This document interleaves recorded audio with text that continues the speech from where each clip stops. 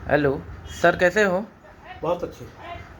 और सर सुनाओ, क्या चल रहा है? चुनाव का हालचाल अपने बालाघाट में निष्पक्ष अगर चुनाव करवाना चाहे, आप बीजेपी और कांग्रेस में किसको ज़्यादा पसंद करते हो? देखिए क्या है, बीजेपी के पास उम्मीदवार है, उनका संगठन भी मजबूत है। हम्म। लेकिन कांग्रेस यहाँ पे 30 साल से चुनाव हारते जा रही है। अभी कांग्रेस को चुनाव जीतना है तो एक ऐसे नेता की ज़रूरत है जो निष्पक्ष और जनता के हित में काम करने वाला हो, जनता की आवाज़ उठाने वाला हो।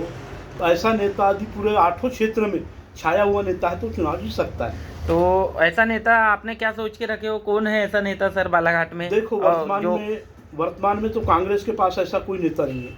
ईश्वर भगत थे तो वो तो अब डमी में आ गए। वहाँ से है तो बोध सिंह भगत भाव आए हैं, हाल में चुनाव हार गए, उनका कोई उतना ज़्यादा वर्चस्व नहीं है। उसके बाद हिना कांवरे जी है, ये भी चुनाव हारी और पहले भी लोकसभा चुनाव लड़ चुकी है। यदि कंकर मुंजारे को कांग्रेस टिकट दे देती है या टिकट कंकर मुंजारे कांग्रेस ज्वाइन कर लेते हैं तो ये निश्चित है कि तो भाजपा को यहाँ पटकनी खाना पड़ेगा। यहाँ किसी भी हालत में भाजपा नहीं जीत पाएगी, क्योंकि यह तो अनुभव मुंजारे की जिस प्रकार से लहर थी उसी प्रकार से यदि कंकर मुंजारे कांग्रेस में आते हैं तो फिर से इनका माहौल बहुत तेज होगा। क्योंकि कंकर मुंजारे लोधी समाज के तो नेता है, उसके साथ आदिवासी, मुसलमान समाज, अन्य जो समाज है, मराठी समाज, सभी समाज के, सर्व समाज के जो लोग हैं कंकर मुंजारे को चाहने वाले। कंकर मुंजारे को यदि नहीं चाहते हैं तो बड़े पूंजीपाती लोग नहीं चाहते हैं।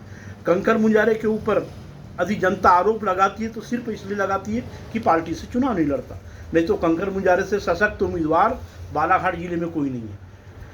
कंकर मुंजारे एक ऐसा उम्मीदवार है कि अपने दम पे 3 बार विधायक रहे, सांसद रहे, अपने भाई को चुनाव में जिताए, अपनी पत्नी को भी है तो चुनाव में उतारे और है तो टक्कर देते आ रहे हैं आज 40 साल से। नगर पालिका में भी कंकर मुंजारे का वर्चस्व रहा। और कंकर मुंजारे क्षेत्रीय लेवल का नेता नहीं है, कंकर मुंजारे पूरे प्रदेश का नेता है। कंकर मुंजारे को प्रदेश में कोने कोने में जानते हैं सब लोग। सिर्फ कंकर मुंजारे से नाराज जो लोग रहते हैं उसका कारण सिर्फ ये है कि वो पार्टी से नहीं लड़ते। लेकिन कंकर मुंजारे कहना क्या है कि कांग्रेस पार्टी में बोले है तो ऐसा कौन बड़ा है तो पद वाला उम्मीदवार है कि जो है तो मालूम है अपने दम पे है तो काम कर ले या अपने दम पे सरकार चला ले। आज कमलनाथ की स्थिति देख लिए, डूल डॉल में हो गए।